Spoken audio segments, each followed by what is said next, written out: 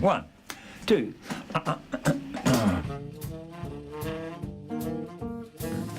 I feel grateful because I feel like I've been given a lot by the community. I feel very lucky, and I really need to give back.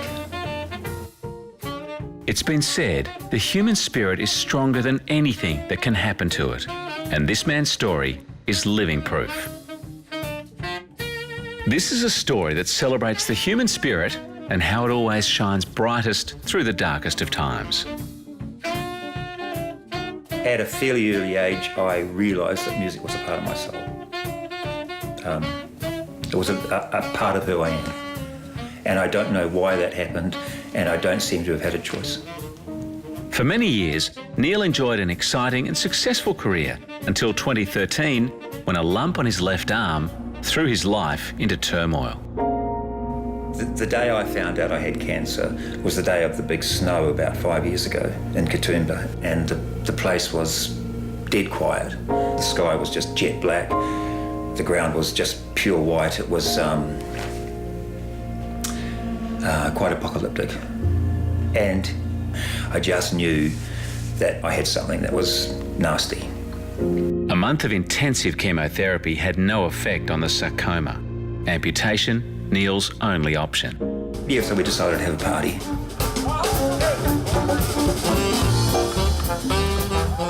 "300 people turned up, and musicians from all over the state came and celebrated music and celebrated storytelling and two arms. It's a very special gig, so very cool that everyone's here. It makes me feel loved, and makes me feel like I can cope. Yeah.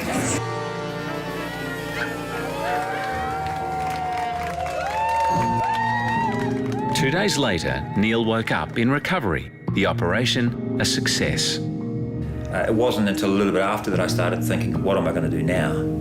How can I survive? I can't be a musician anymore. I definitely can't be a saxophone player anymore. It was hard enough playing with 10 fingers. With two arms, you know, what am I going to do? How am I going to live my life? How am I going to make a living for my family? And how am I going to look after my kids? His good friend Mike discovered a man who could build a one-handed saxophone. So with the help of the community and my family and my colleagues, we raised the money to get the saxophone. And then the journey started of being a one-handed musician, which is a whole new story.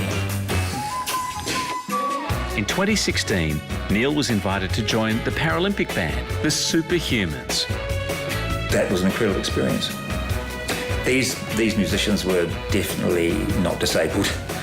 They were some of the most able people I'd ever met, which is another revelation, really, that what is a disability?